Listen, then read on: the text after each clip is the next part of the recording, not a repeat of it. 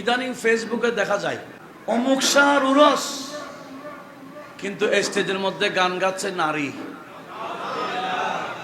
যুবক যুবক ছেলেরা ড্যান্স মারে।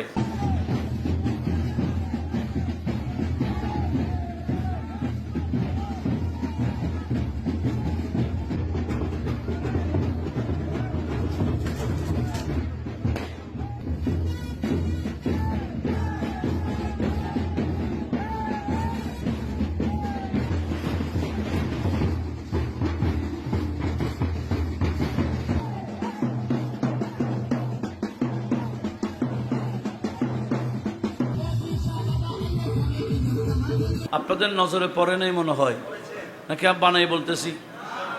পড়ে নাই? এই রকম উরস কি আপনারা মেনে নেন? এই উরস কি সাপোর্ট করেন? যে উরসের নারী পুরুষ নাচে, এটা কি উরস? এটা উরস নামে কি? কলঙ্ক, ভণ্ডামি। কথা বলুন ঠিক কিনা? তো এগুলার বিরুদ্ধে কি বলার দরকার আছে না?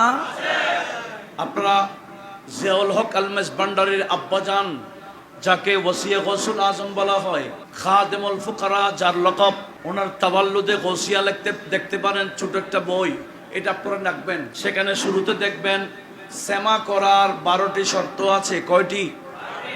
12টি শর্ত আছে। সেখানে স্পষ্ট লেখা আছে সেমার অনুষ্ঠানে কোনো নারী থাকতে পারবে। কথা বোঝা গেছে? তো যেই সেমা নাম দিয়ে নারীও আছে পুরুষও আছে, এটা কি সেমা না গান? তো মূল সেমাকে তো এরা আঘাত করছে, এরা ধ্বংস করছে। আপনারা যারা সেমা করেন, তা আপনাদের কি উচিত নাই এই ভণ্ডামির বিরুদ্ধে বলার? কথা বলেন। ভণ্ডামির বিরুদ্ধে বলা কি আপনাদের উচিত নাই? অন্তত ওসি গৌসুল আজমের 12টা শর্তকে সামনে রেখে আপনারা এগিয়ে যান, দেখবেন কোন বান্দা ভণ্ডামি করার আর রাস্তা পাবে না, ভণ্ডামি করার সুযোগ পাবে না। তাহলে বড় পীর, এত বড় পীর, এত হাজার হাজার মানুষ, কিন্তু উনার দরবারে শরীয়তের বরাবর অনুসরণ ছিল। কোন নারী আশেপাশে দেখা যেত না। জোরে বলুন। আর যে তরিকতের নামে নারী পুরুষ নাচে, আপনারা বলেন এটা কি বাস্তব বলবো না ভণ্ড বলবো? তো ভণ্ড কাকে বলে? কোন পীরকে আমরা ভণ্ড বলতে পারি? আমাদের একটা মাপকাঠি থাকতে হবে। একজন বান্দা পীর হওয়ার জন্য কতটুকু কি কি কোয়ালিটি দরকার, এই কোয়ালিটি থাকলে উনি পীরের তরিকত বললে আমার কোনো সমস্যা নাই, শরীয়ত বলেও সমস্যা নাই। কোয়ালিটি ছাড়া যদি পীর দাবি করে, তখন হবে কি? ভণ্ডামি।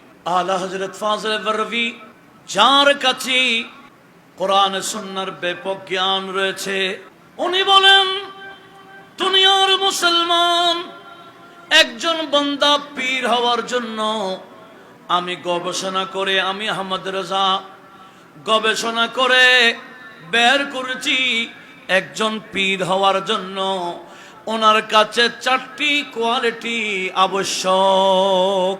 পীর তরিকত হওয়ার জন্য 1 নম্বর শর্ত হলো আহলে সুন্নাহ ওয়াল জামাতের আকীদার বিশ্বাসী হতে হবে।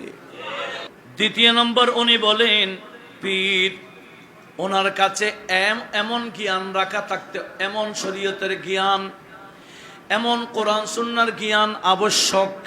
কোরআন সুন্নাহর জ্ঞান কতটুকু?